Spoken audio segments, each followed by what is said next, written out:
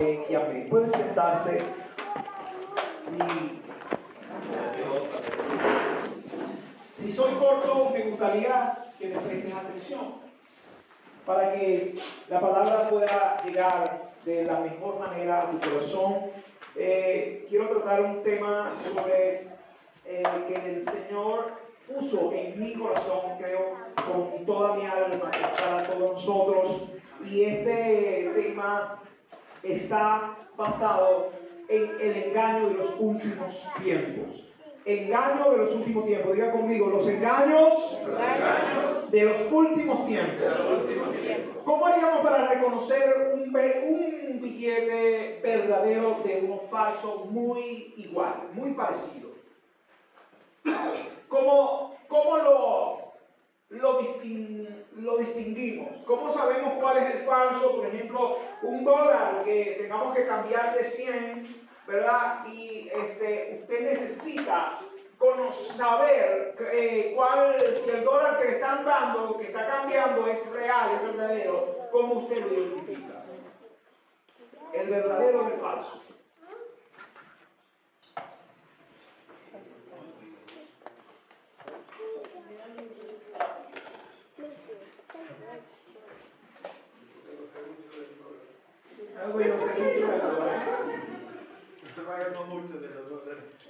A ver, ¿quién sabe aquí de dólar? ¿Cómo identificaría uno? Falso.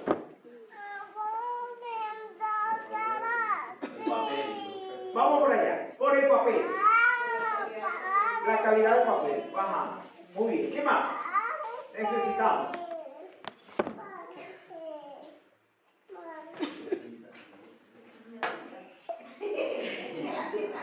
No, pero no tenemos herramientas, no tenemos marcadores, ¿verdad?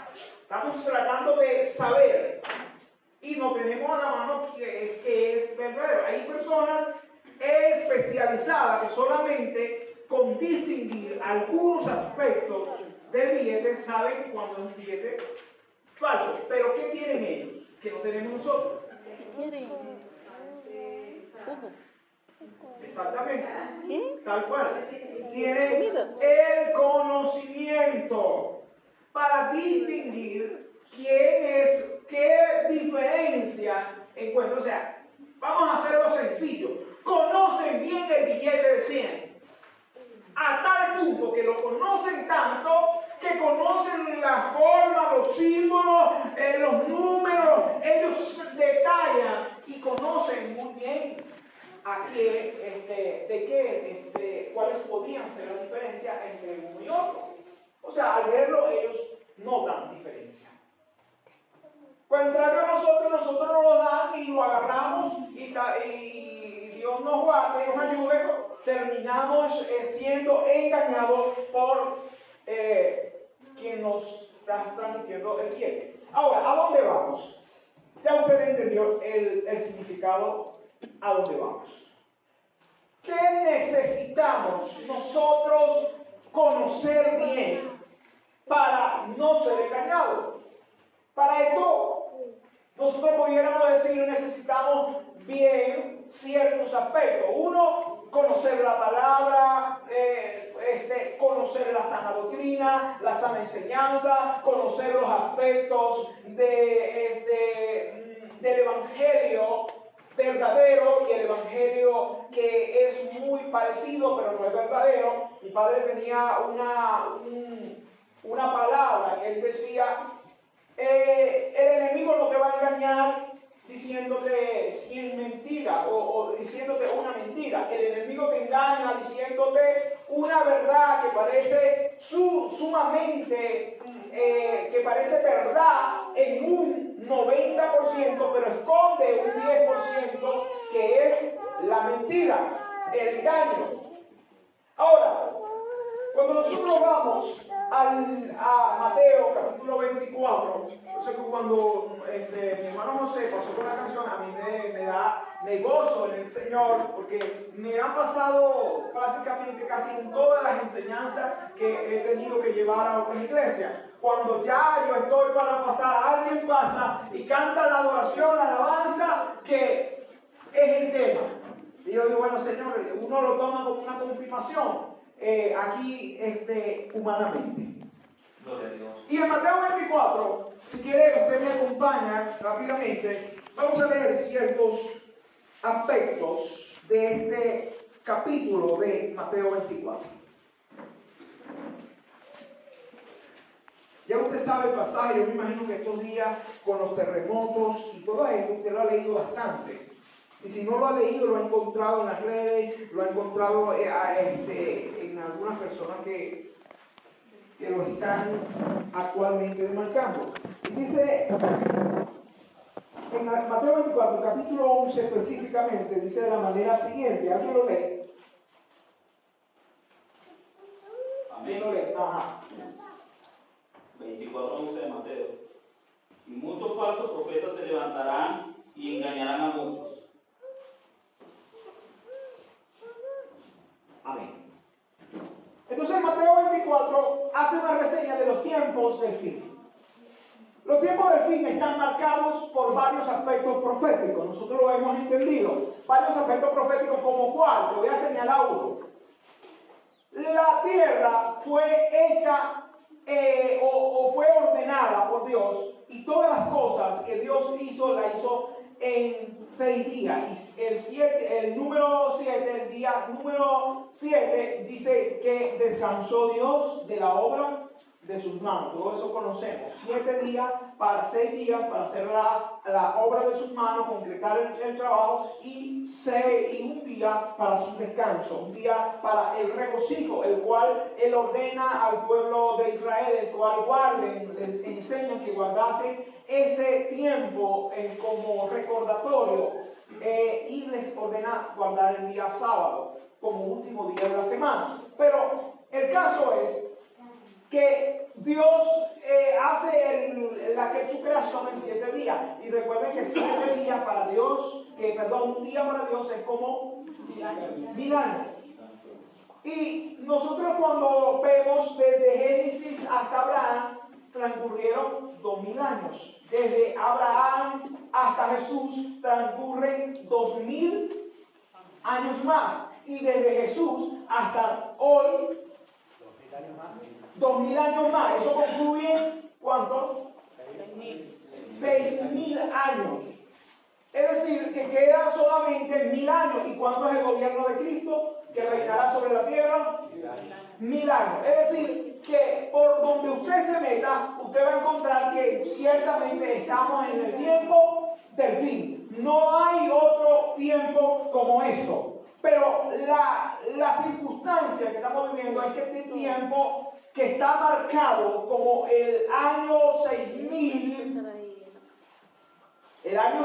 después de la creación, algunos científicos habían hecho algunos análisis y concluían que había 5000 y algo así, pero no hace mucho un científico encontró un árbol que databa de los primeros siglos de la tierra, y concluyeron que la tierra podría tener 6000 años después de que fue hecho los árboles en este mundo en que Dios creó todas las cosas.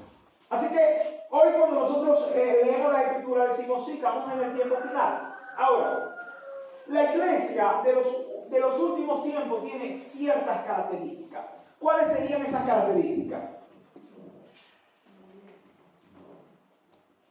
¿Cuáles serían esas características de la iglesia de los últimos años? Las profecías. ¿Ah? Las profecías. Tiempo profético, sí, lo estamos viviendo, pero dice que se levantarán falsos profetas, ¿verdad? Falsos profetas. Así que una de las primeras características que podríamos señalar hoy es la falsa profecía. La falsa profecía. Se levantarán muchos profetas y engañarán a muchos. En otro versículo dice, si fuese posible aún a los escogidos.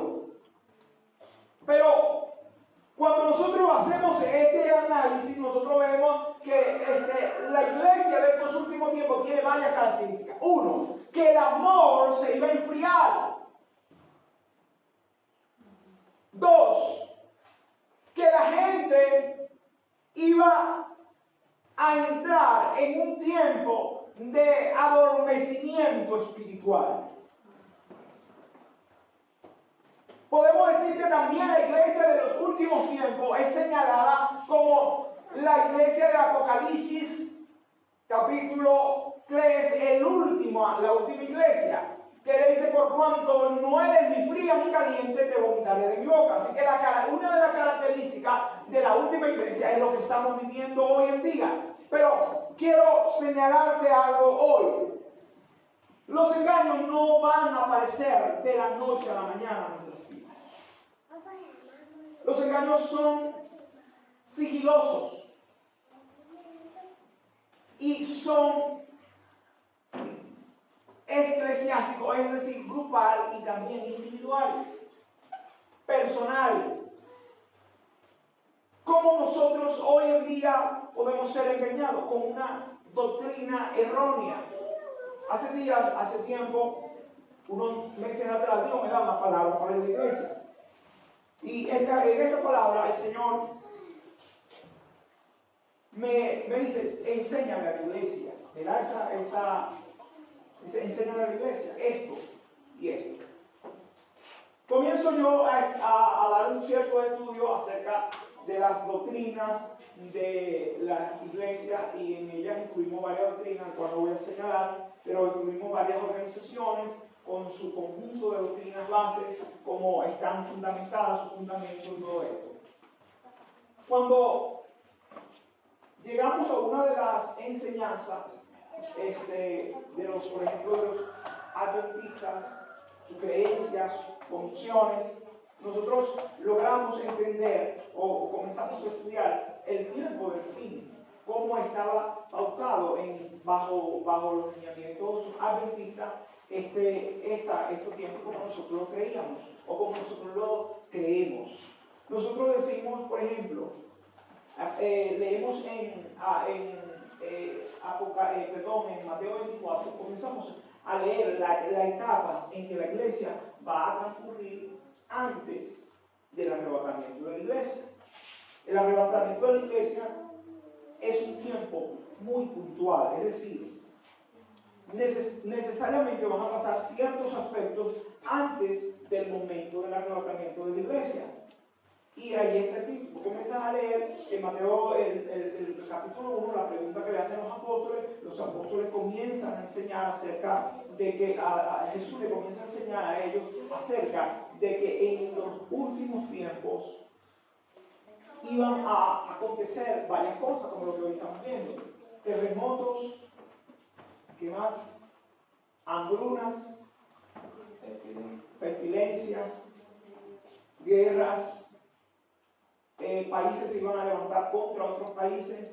Todo esto lo hemos visto, ya está sucedido, ya no está, no es que vamos a decir, hermano, no, porque yo no estoy viviendo una guerra, no, estamos en pleno tiempo de desarrollo de estas profecías.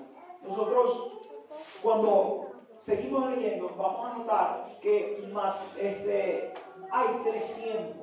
Luego Jesús le habla a ellos acerca del tiempo en que ellos iban a ser rodeados. Y le dijo: mira, cuando ustedes vean que Jerusalén Jerusalén es rodeada, entonces adquirido vuestros lomos ceñidos, vuestros lomos y prepararse. Y dice: mira, ojalá que en ese tiempo, cuando sean rodeados, ustedes no sean tiempo de embarazo de la mujer, o no estén cinta, o comienza a decirle cierta cosa. Pero hay algo allí que sucede en los 60, 70, 80 años después de Cristo, que es la invasión a Israel. Israel es invadida.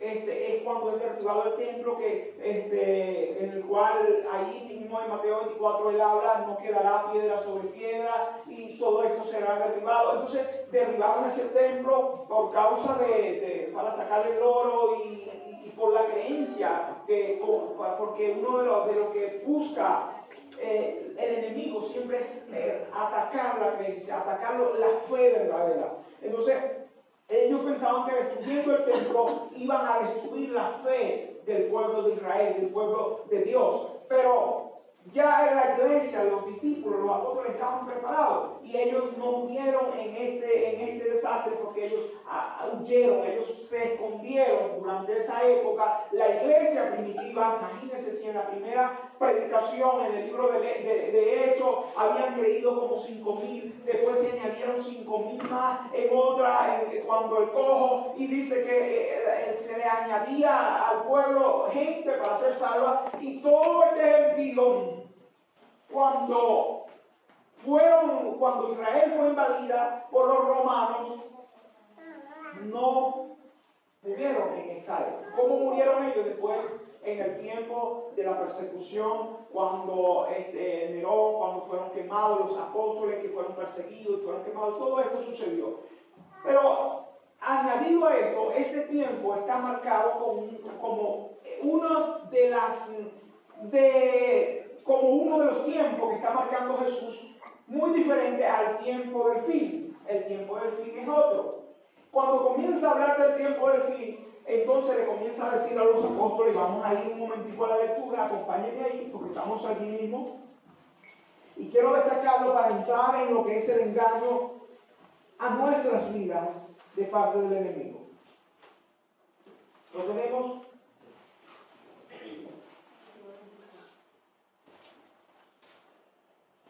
Después que Jesús estaba sentado en el monte de los olivos, se les acercaron sus discípulos. ¿Y cuál fue la pregunta? ¿Cuándo serán estas cosas y qué señales habrá? ¿Y del fin? Del siglo. Ok. Añadimos ahí dos cosas: la venida de Cristo y el fin del siglo. La venida de Cristo, una, y el fin del siglo, otro. Algunos teólogos dicen que aquí no estamos hablando del tiempo del fin, del tiempo del arrebatamiento, sino solamente el tiempo en que Cristo iba a regresar. Sin embargo, mire y note cómo está expresado este acontecimiento. Y quiero que lo lea. Porque vendrán muchos en mi nombre diciendo, el 5, versículo 5. Léalo conmigo. Y a muchos engañarán. Y oiréis de guerra y de rumores de guerra. Mirad que no os turbéis, porque es necesario que todo esto acontezca. Pero aún no es. ¿De qué tiempo está hablando? Del tiempo del avenimiento de Cristo a la tierra. Está señalado completamente, porque antes del fin iba a venir estas cosas. Y lo que viene antes del fin, el reino milenial. El reino milenial es un tiempo profético donde Cristo va a gobernar. Ya está escrito, Cristo va a gobernar la tierra por 1000 años, que son los 1000 años que faltan. Ahora, vamos por qué versículo 7. Porque se levantará nación contra nación y reino contra reino. Hoy los reinos, ¿cuáles son? Dígame cuáles son los reinos. No, nación son los países. Reino, ¿cuáles son los reinos? Las potencias. ¿Cuáles son las potencias? Estados Unidos, Rusia, China, Estados Unidos, Corea del Norte. Exacto. Entonces, aquí está especificado que se van a levantar reinos contra reinos. Nación contra nación. Vamos en el 8. Y habrá, en el 7, y habrá peste y hambre y terremoto en diferentes lugares, como hoy nunca lo hemos visto. Y todo esto será principio de qué? De dolores. ¿De dolores de qué? De parto. Muy bien. Entonces os entregarán ¿a quién? A tribulación. Y os matará y seréis aborrecido por toda la gente por causa de mi nombre. Y escucha, mire bien lo que viene. Quiero que presten atención. Muchos tropezarán entonces y se entregarán unos a otros y unos a otros aborrecerán.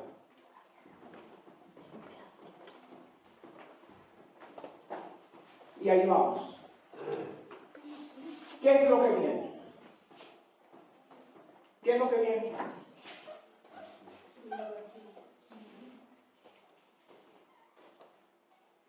Dígalo, no le tenga miedo. Tribulación. Tribulación. ¿Para quién? ¿A quién estaba hablando Jesucristo? A su pueblo, a su iglesia. Entonces, lo que viene para la iglesia, ¿qué es? Tribulación. Yo le voy a decir algo. La iglesia primitiva fue perseguida. Los cristianos de la iglesia primitiva fueron perseguidos. Todos. Murieron muchísimos. Lo he mencionado otros, los incendiaron en antorcha, en las plazas. Mire, se apagó el bombillo allá. Bueno, busquen un evangélico, busquen un cristiano. Los sacaban de los calabozos y los ponían vivos, los amarraban vivos en las columnas de la plaza y los encendían. Eso fue toda la iglesia de los primeros 300 años. Una iglesia totalmente perseguida. ¿Qué sucedía con ellos? Su amor era tan intenso que ellos nunca, hermano, nunca se entregaron unos a otros. Nunca se señalaron. Pero usted sabe lo que va a pasar hoy en día.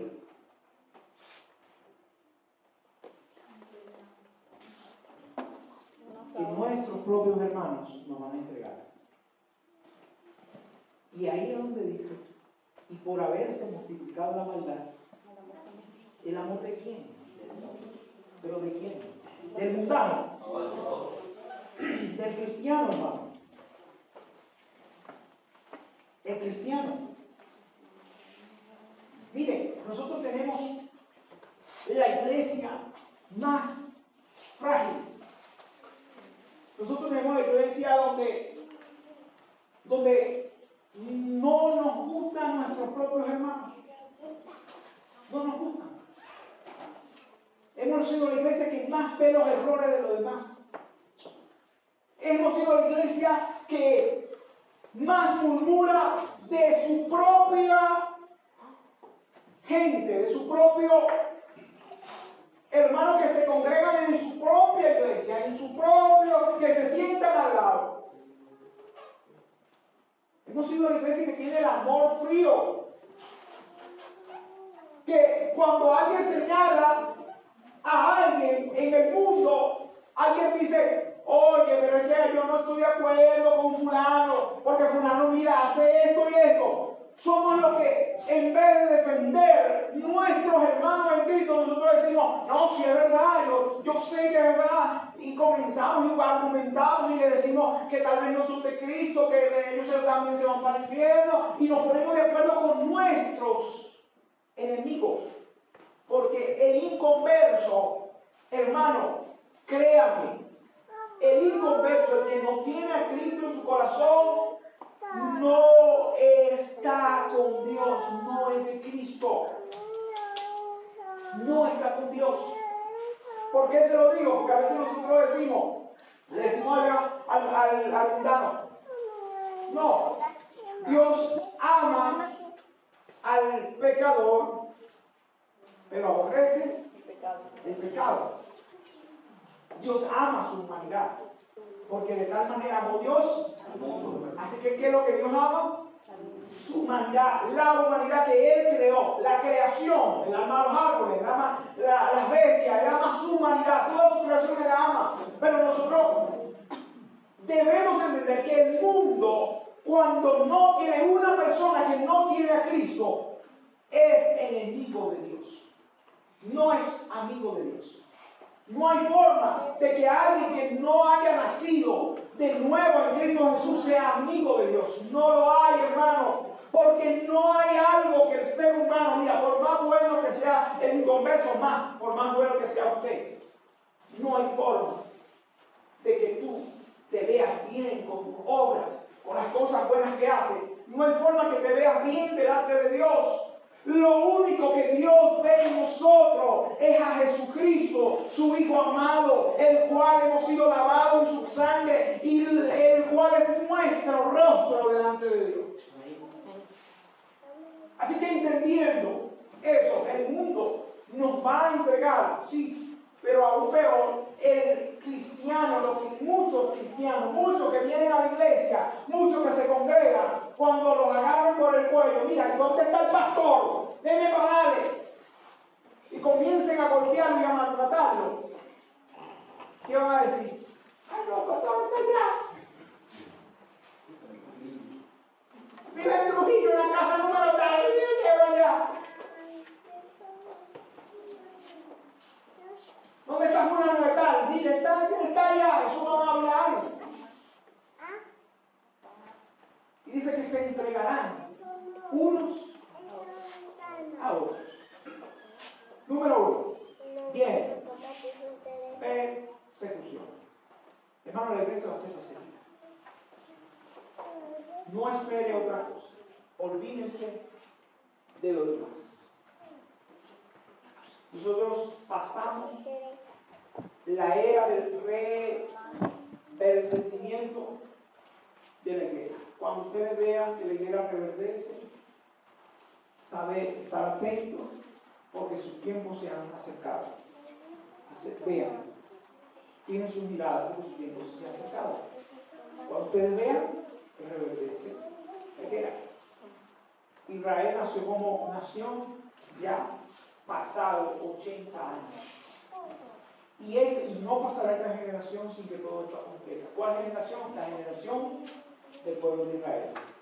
Cuando ellos reverdecieron, comenzó a contarse el día de la generación.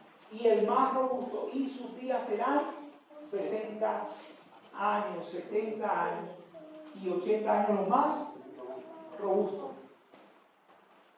Hace 2 años yo decía en la iglesia, yo considero que para los años ya 2030 estamos listos para los acontecimientos del fin, porque no hay más allá, no hay más allá. Ahora, quiero que entendamos hoy como iglesia esto. Primero, la iglesia necesita pasar por una tribulación. Porque la tribulación, la primera tribulación no es para la gente inconversa, es para la iglesia. La iglesia nació y se formó en tribulación. La primera iglesia, los primeros 300 años, fue de tribulación. Murieron en hogueras. Nosotros hoy decimos, hermano, yo estoy esperando la venida de Cristo, hermano, gloria al Señor. Me voy con el Señor. Y usted no está pasando nada, hermano, no va a poder hasta venir para la iglesia. No oramos. No hacemos nada por Dios. Y nosotros pensamos, hermano, que vamos, mire las promesas que van a tener la iglesia arrebatada. La iglesia arrebatada tiene sus promesas. Dice que la única iglesia en el Apocalipsis que se sentará a reinar con Cristo en el trono de Dios, al lado del trono de Cristo, va a ser la iglesia arrebatada. Y cuando tú vas al principio, la iglesia, Jesús le dice a la iglesia, a los discípulos, le dice, mira, ciertamente ustedes sí van a estar conmigo. El lugar no lo sé, porque solamente de mi Padre le he dado si se sientan a mi lado, si están allí conmigo, solamente eso es potestad del Padre. Le dice los apóstoles, le dice Jesucristo. Le digo, pero, le digo algo, ustedes ciertamente beberán de mi copa. Los únicos mártires que habla la palabra, que se van a sentar, o sea, los únicos que se van a sentar al lado del trono de Cristo son los mártires. Mártires, diga conmigo mártires, o sea, mártires que sufrieron a extremo por causa de Cristo. Y los últimos, los mártires, aparte de los que han matado y que están matando ahorita, o conjuntamente con ellos, que lo están matando ahorita en todos esos países donde no se permite el evangelio, que están muriendo, antes del arrebatamiento, debe venir una persecución para toda la iglesia. La iglesia comenzó con persecución y terminará con persecución. Créanlo. Comenzará con persecución y terminará con persecución. Pero esta persecución será diferente. Porque esta persecución de esta iglesia vendrá con gran ímpetu contra los cristianos. ¿Por qué? Ahí está escrito. Porque el enemigo sabrá que le queda poco tiempo y se levantará con toda su fuerza contra los escogidos. Ahora, esto es lo que el Señor me ordenó a decir en las iglesias. Y he venido diciéndolo en cada lugar donde voy. Nosotros estamos esperando, muchos de nosotros estamos esperando un arrebatamiento sin sufrimiento. Y eso no va a suceder, mi hermano. ¿Por qué el Señor me manda a advertirle? Porque no vamos a ser nosotros los que vamos a negar a Cristo. No vamos a ser nosotros los que le vamos a dar la marca al anticristo. Yo me puse a estudiar, hermano, ciertos aspectos que hoy nosotros decimos, por ejemplo, decimos, va a venir el arrebatamiento, la iglesia se va, y después que la iglesia se vaya, entonces los que estamos, los que quedemos aquí sufriendo, o sea, los que nos arrepintamos, Cristo, mira, se llevaron a la iglesia, hermano, ahora que vamos no vamos a dejarnos sellar por el anticristo, no vamos a dejar sellar por el anticristo, vamos a dar nuestra vida por Cristo, porque tomamos en Apocalipsis cuando dice, y los millares con banderas en sus manos, la cual proclamaban y decían, santo, santo, el Cordero, el que va a vengar la sangre de los escogidos, la sangre de ellos. Y nosotros decimos, y esta es la multitud de los miles de decapitados por causa de Cristo. Y nosotros decimos que ellos son los que se quedaron del arrebatamiento y luego quedaron. Y entonces fueron ellos salvos. Pero no hay un solo contexto bíblico que afirme dicha creencia. Te lo estoy diciendo en el nombre del Señor. Si usted quiere lo estudia. No hay dicho. No hay por ningún lado, hermano. En el arca de Noé, el arca se cerró y no hubo espacio para más nadie. En las 10 vírgenes, la puerta se cerró y más nadie entró. Y cuando tú pones, muchos están esperando, Señor mío, mira, muchos están esperando ese momento. Bueno, por lo menos me quedo allí, pero soy salvo.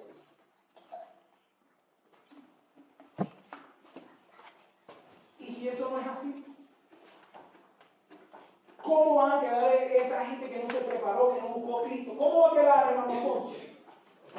Por fuera, creyendo un engaño que no es verdad. ¿O usted cree que el enemigo va a venir a meter engaño solamente ahorita? Él ya venía trabajando, hermano. Mire, yo estudié desde cuándo se dio este entendimiento de la gente que se iba a quedar y luego iban a ser salvos.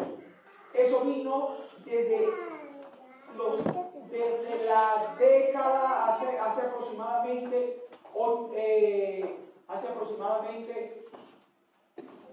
90 años para acá. De 90 años para acá. ¿Cuánto es eso? Nada. Y toda la demás iglesia nunca creyó eso. Nunca lo creyó. Nunca lo predicó. Eso solamente lo ha predicado la iglesia pentecostal. Después de Martín Lutero, más acá, todavía más acá después de Martín Lutero. Nunca la iglesia creyó, los apóstoles no creyeron eso, no sabían, no entendieron eso, no vieron eso. ¿Y cómo vamos a decir nosotros que eso va a ser verdad? Otra de las cosas, nosotros decimos, mira, viene Cristo y nosotros nos vamos a ir rápidamente con el Señor. Solamente necesitamos tener nuestra lámpara encendida, nuestra vasija llena de aceite y nos vamos a ir tranquilos. Pero habla aquí que entonces, escuche bien, después que la iglesia sea perseguida y después que se entreguen a unos a otros por causa del Evangelio, por causa de Cristo, y seréis perseguidos y aborrecidos de parte de todo el mundo. Y este Evangelio será predicado en todas las naciones para testimonio de ellos. Y hago la pregunta, ¿cuándo el Evangelio pudo haber sido predicado de la forma que está siendo predicado hoy? Nunca. No hay forma, no había forma, hermano. ¿Tú sabes? No había forma de entrar en un país como, en un país, por ejemplo, como la parte de Arabia Saudita para adentro, para esos fondos allá. No había forma, nunca había entrado el Evangelio. Y hoy yo he encontrado, llegué a ver personas que decían, miren este testimonio, una musulmana con su pelo completamente, de los talibanes para allá adentro, de los talibanes, y decía, por primera vez me puse a ver las redes porque nos llegó un teléfono y logramos conectarnos, y viendo los videos logro y consigo que hay un Cristo que murió y resucitó por mí. Eso me impactó, no sé por qué me impactó, pero hoy estoy conmovida y le he entregado mi vida a ese que murió en la cruz del Calvario. ¿Cuándo podía haber sucedido eso? Nunca. Porque ya no dejan de entrar cristianos. Hoy estamos en la era de la tecnología, donde el Evangelio está siendo en este instante esparcido por todo el mundo. Antes no era posible lo que hoy estamos viendo con nuestros ojos. Hermano, la iglesia está viendo lo que está sucediendo. Con sus ojos estamos entendiendo, mira, qué tiempo estamos viviendo como iglesia. El tiempo del fin para cerca del arrebatamiento de la iglesia. Ahora, quiero que entendamos esto. Mira, cuando la iglesia vea que el Evangelio ha sido predicado en todo el mundo y que ha sido esparcido, entonces, ahí es donde dice, un entonces, como el relámpago que sale del oriente al occidente. Y dice, y donde esté uno de los santos de Dios, serán enviados ¿quiénes? Los ángeles, para tomarlo. Habiendo, ¿quiénes nos tomarán? Los ángeles. Y reunirá a todos los escogidos. ¿En dónde? En las nubes. Y ahí nos encontraremos con él. Ahora, mi pregunta es en esta mañana, ¿qué está esperando usted? ¿Qué estoy esperando yo? ¿Qué estamos esperando? ¿Vamos a esperar ahora la persecución? No. Usted no sabe si antes de la persecución Dios tiene compasión de usted y dice, no, está bien conmigo, me lo llevo. ¿Cuántos se ha llevado estos días? ¿Cuántos cristianos se han ido este año? ¿Cuántos hombres de Dios, mujeres de Dios han sido arrebatados, han sido llevados de esta tierra antes del sufrimiento, antes del padecimiento? Muchos. Pero los que no están preparados, Dios les va a dar la oportunidad de vivir la tribulación, no la gran tribulación y el juicio. Porque la primera tribulación va a ser ¿para quién? Para la iglesia. Y la gran tribulación va a ser la ira de Dios ¿para qué? Para el mundo. Allí ya no va a ser para nosotros. ¿Cómo va a ser? No lo vamos a hablar hoy. Pero lo que sí sé yo es que en este tiempo final nosotros debemos consagrarnos con Dios. Y si nos toca vivir ese tiempo difícil, no vamos a entregar a nuestros hermanos. no vamos a rendirnos. Mire, yo veía, estos días estaba leyendo unos artículos acerca del sello de la bestia.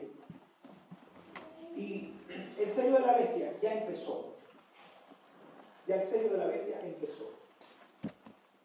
Cuando yo leía, yo me sorprendía por esto, se lo digo rápidamente. El sello de la bestia viene por causa cuando el Señor le ordena al pueblo de Israel y le dice: mira, pon esta marca en el pueblo, entre sus ojos y en su mano derecha, como señal de qué, del pacto que el Dios eterno hacía con ellos. ¿Cuál era ese pacto? Yo soy Jehová tu Dios, quien es el dueño de ti y quien te ha sacado de tierra de esclavitud y te ha llevado a la tierra prometida. Ese era el pacto. La promesa de qué? De que iban a ser llevados a la tierra prometida. ¿Cuál es el pacto de Dios con la iglesia? ¿Cuál es el pacto de Dios con la iglesia? No, ¿cuál es el pacto de Dios con la iglesia? ¿A Rosa? Ser llevado a una tierra prometida. ¿Cuál es la tierra prometida? Hoy puedes preparar por la cosa. De ahí viene el sello. Usted sabe que Satanás imita todo lo que Dios hace. Tiene el sello. Ahora, el sello de hoy en día es esto, y le digo porque ya empezó. Porque el sello simboliza esto. Y simbolizaba para el pueblo de Israel. Yo soy el Dios tuyo, que posee y controla, y a quién le pertenece tu mente, la mano, las acciones. Lo que tú piensas me pertenece, y lo que tú haces, tus acciones, son el reflejo de lo que yo he ordenado que tú hagas. O sea, lo que tú haces es para mí, y lo que tú piensas es mío. Ahora, ¿cómo comenzó el control o ha empezado el control? O ese va a ser el sello. Nosotros esperamos un sello como la marca de la bestia, que dice ahí mismo en Apocalipsis capítulo 13, dice que entonces la marca de la bestia será el 666, que es número de hombre, porque el número de Dios es el número 7. El número de hombre se refiere a todos los ámbitos de la emoción del ser humano. Es decir, el ser humano en su plena acción y emoción. Todo lo que a mí me gusta, eso hago. Sello de la mano. Todo lo que a mí me gusta, eso pienso. Control mental. Ahora, ¿dónde usted ve hoy en día al ser humano siendo controlado? ¿Ah? He controlado la mente, pero ¿cómo? Las redes sociales. Las redes sociales. ¿Qué lo digo? Hey, amén, hey. ¿Por qué creen que las redes sociales controlan la mente de la gente?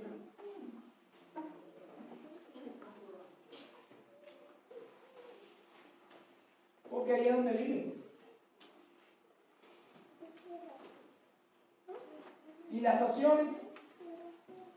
Entonces el sello, nosotros estamos esperando un sello tangible, pero no va a ser sello tangible, va a ser pensar el sello de la mente, control mental. Toda esta gente que entrega sus pensamientos y sus emociones a la obra del enemigo están siendo sellados por el anticristo.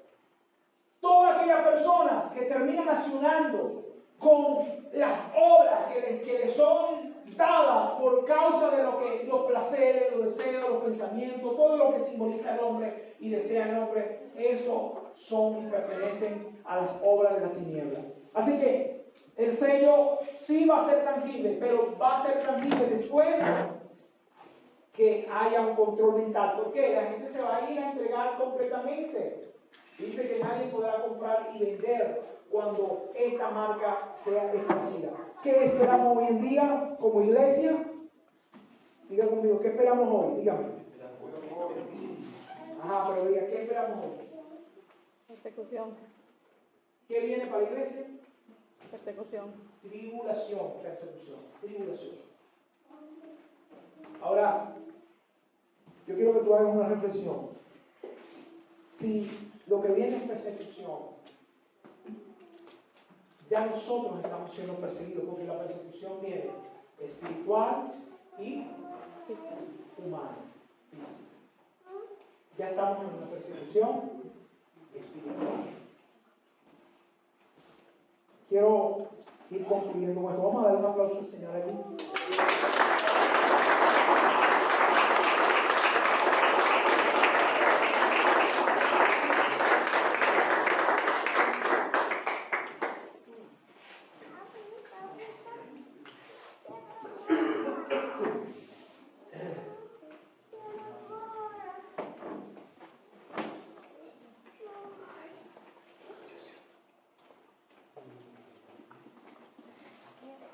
Los engaños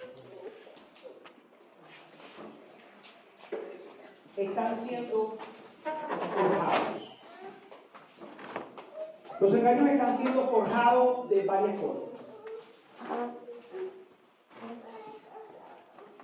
Y solamente hoy voy a mencionarle uno de los aspectos en el cual el enemigo ha estado engañando hoy a los hermanos en Cristo. Uno de los engaños que está sucediendo en la actualidad es nuestra perspectiva mental con respecto al Evangelio. Voy a mencionar solamente hoy eso. ¿Cuál es la perspectiva que nosotros tenemos del Evangelio? Cuando tú haces una pregunta al inconverso, el inconverso tú le preguntas, ¿cómo debe ser el cristiano evangélico? ¿Qué te va a responder él? ¿Qué cree usted que le va a responder? Yo creo que hoy no hay ningún inconverso aquí. ¿Qué puede responder un inconverso? ¿Cómo debe ser un cristiano?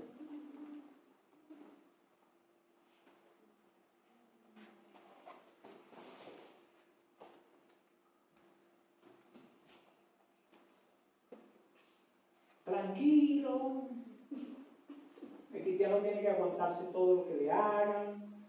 ¿Usted no ha escuchado eso? ¿No ha oído eso? El cristiano tiene que ser puro amor. ¿Cómo sería la iglesia perfecta? Donde todos nos amemos. ¿Cierto? ¿Cómo sería la iglesia perfecta? Donde lleguemos cuando lleguemos a la iglesia, hermano, haya un poder maravilloso que nos deje tirados en la puerta. Que hayan señales y milagros.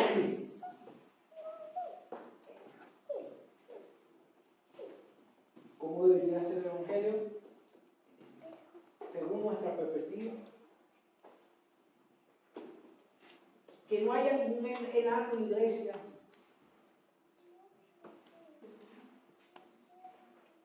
Enano espiritual.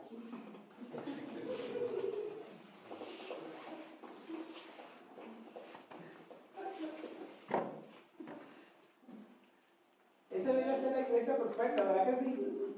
La iglesia donde el pastor es un hombre que no tenga fallas. Muy bien. Donde los líderes cumplan su función y su trabajo en cada lugar donde son llamados. Donde cuando yo llego afligido, alguien diga, este hermano vino afligido, pase para acá y nos ponga la mano y se nos vaya toda la tristeza, el dolor, la angustia, la necesidad, donde se supla, donde me falta dinero y venga alguien y me diga, toma hermano, Aquí viene para que se ayude esta semana. Santo. ¿Cuál sería la iglesia perfecta? Esa.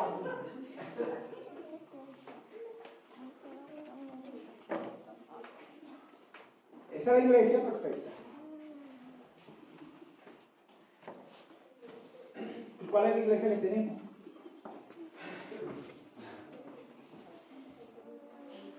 ¿Cuál es la iglesia que tenemos? ¿Ah?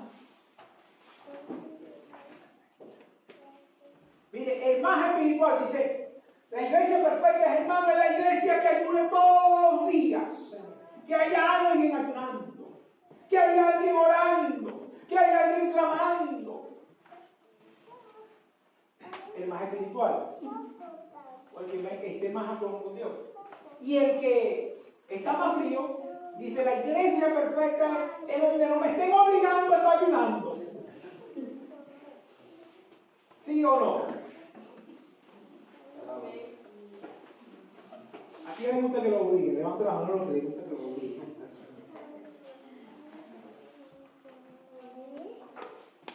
¿Cuál es la iglesia que tenemos? Vamos ahora.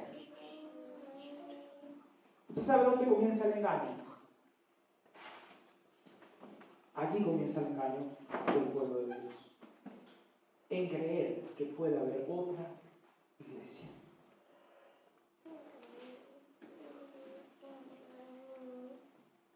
Todas las iglesias tuvieron sus etapas. Usted me pregunta hoy, ¿y la iglesia católica? También nació de una etapa.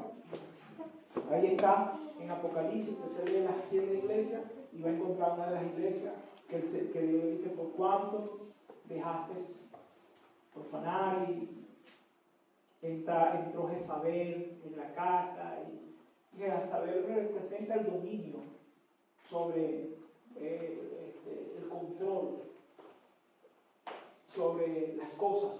Era una mujer política, así que representa la iglesia mezclada con la política, la iglesia mezclada con... Y todo esto surgió y estaba escrito, y eran parte de las 7 iglesias, sí. Perdóname, pero sí era verdad. Y nació en un tiempo. Fue por el engaño llevada a los poderes del enemigo, y hoy vemos lo que vemos de la iglesia romana, católica, como usted le diga. El engaño comienza cuando comenzamos a buscar excusas. Y cierro con esto.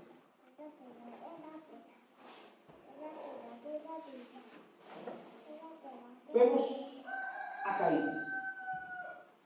Caín pecó. Caín no pecó porque hizo algo mal al principio. Caín entregó una ofrenda y Abel entregó otra ofrenda. Y luego Caín entiende que la ofrenda de Abel era mucho. O sea, Dios le había agradado la ofrenda de Abel y no le había agradado su propia ofrenda. Y esto llevó a Caín ¿a qué? A que su corazón fuese engañado. Ahora, cuando usted ve el relato, usted lo va a leer en su casa, usted va a ver que Dios le pregunta a Caín, le dice, mira Caín, ¿por qué desmayó tu semblante? ¿Por qué decaíste? ¿Por qué esto? Y Caín le va a decir, mira, Caín le dice, Caín le hace ver a Dios como que la ofrenda de Abel había sido buena. Pero Dios le dice a Caín, mira, o sea, Dios no le dice a Caín por qué la ofrenda de Abel ha sido buena. No se lo dice. Eso era la respuesta que quería Caín. ¿Por qué mi ofrenda no te agradó? Y Dios le hace ver a Caín, mira, no ponga tus ojos en tu hermano Abel. No ponga tus ojos en el altar de Abel. Más bien revisa por qué tu ofrenda no fue agradable para mí. Y el problema de esto es que nosotros muchas veces hemos depositado nuestros ojos en la ofrenda o en el altar de nuestros hermanos o de otras iglesias. Nosotros vamos a otra iglesia y de pronto vemos que están cantando unos coros, todo el mundo está danzando y hablando en lengua, y nosotros decimos, oye, así debería ser nuestro altar. Ese debería ser nuestro altar. Pero nosotros no sabemos las luchas, las dificultades. Yo voy a una congregación, hermano, eso cantaban y alababan y brincaban y saltaban. Y después cuando hablo con el pastor me dice, hermano, tengo la iglesia dividida. Y oye, y hoy no estaban ahí saltando y hablando en lengua. Me digo, no, sí, hermano, esto es normal aquí. A la gente le gusta brincar y hablar en lengua. Pero, hermano, tengo la iglesia dividida. Tengo un hombre levantado dentro de la iglesia que ya tiene la iglesia prácticamente en conflicto. Entonces nosotros decimos, ese altar es mejor. Hoy vemos por TikTok, hermano, o por la red y vemos iglesias y nosotros decimos, no, hermano, o predicadores. Oye, ¿cómo predica ese predicador? ¿Cómo no invitan a un hermano a la iglesia? Ni invitan al hermano Esteban, que no predica nada. Y no sea hombre echa fuego. Pero nosotros estamos deseando el altar de otro y Dios no lo quiere. Nosotros revisando el altar de otro porque va a venir el engaño. Dios quiere que nosotros revisemos nuestro propio altar y digamos, Señor, pero nosotros, ¿por qué estamos así? ¿Qué necesitamos hacer? Mire, ¿cómo decíamos los dones de otros? ¿Cómo decíamos las capacidades de otros? Ay, pero como el hermano mira hacia aquello y hacia lo otro. Mira, ese hermano ora y se mete con Dios. ¿Y cómo va? Y mira, hermano, uno se siente tentado a decirle, Señor, Dios mío, y yo que no me puedo arrodillar a orar porque mira, se me da el sueño y me duermo. Tú estás deseando el altar de otro. Y ahí viene el engaño del enemigo. Levántate y Señor, bueno, el hermano está bien, ora 3 horas, pero este es mi altar, este es mi tiempo. Yo voy a procurar levantarme en el nombre de Jesús. Y hay muchas personas que están siendo engañadas en estos tiempos porque están deseando cosas que no están viviendo. Mire, todo lo que usted desea, que no es verdad, es un engaño y una ilusión. Y viene del diablo. Todo lo que deseamos que no es realidad, es una ilusión. Cuando se convierte un pensamiento o un pensamiento en la fe verdadera, se convierte cuando usted pasa del pensamiento a la acción. Ahí es fe. Mientras usted solamente lo tenga en la mente, solamente es un pensamiento. Te va a llegar al cielo, Señor, yo deseaba mucho levantarme en las madrugadas a llorar. Señor, yo deseaba mucho ser un buen líder en la iglesia. Señor, yo deseaba mucho servirte. ¿Y Dios qué le dirá? Dígame qué le dirá a Cristo. ¿Ah? No lo hiciste. Y a mí no me lo hiciste. A mi cuerpo no se lo hiciste. A mis hermanos en Cristo no se lo hiciste. Conviértete en un líder. Mira aquí donde leímos en Efesios. Dice la palabra para que no seáis más como niños frustrantes llevados por doquier de doctrinas que usan por error para engañar. Y hoy tenemos muchos engaños. Hoy hablé de uno. Esperando un arrebatamiento sin un sufrimiento, sin una circunstancia. No, la iglesia que se va con Cristo es una iglesia. Dice, mira, con sus ropas blancas, limpias y resplandecientes, que son las acciones justas.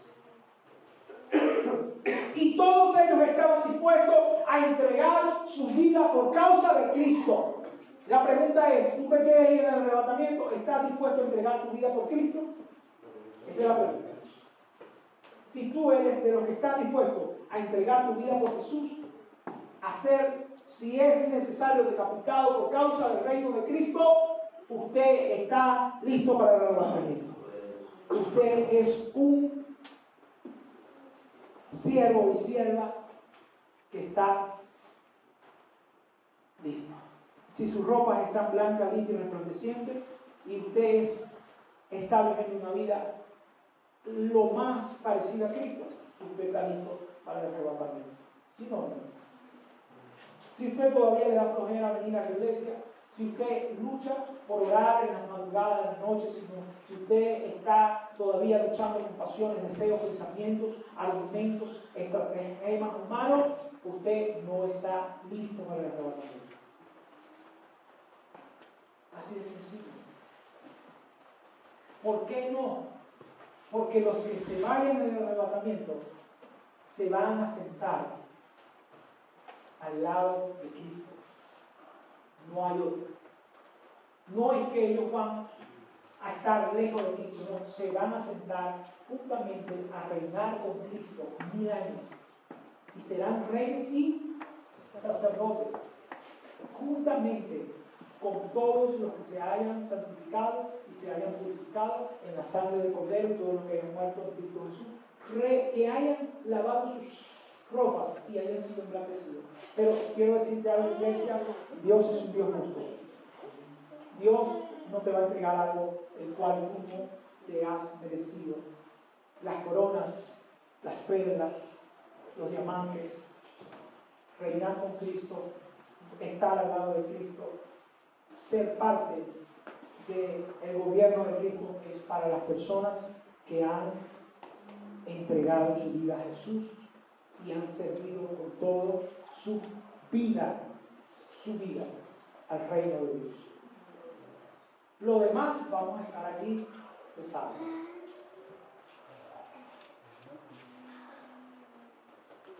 Como le decía a los apóstoles, los apóstoles lo entendieron muy bien. Y ellos decían, Cristo, ¿quién se sentará al lado contigo? ¿Quién estará ahí contigo? Y Jesús le dijo, no es de mí eso, es de mi Padre. Él es el que seleccionará. Ellos sabían que habían privilegio en el reino de los cielos. Nosotros hoy no entendemos todavía ese tiempo. Ponte de pies. En el nombre de Jesús. Dale gloria a Dios allí. A mí me dijeron que tenía todo el tiempo disponible, por eso me quedé en pie.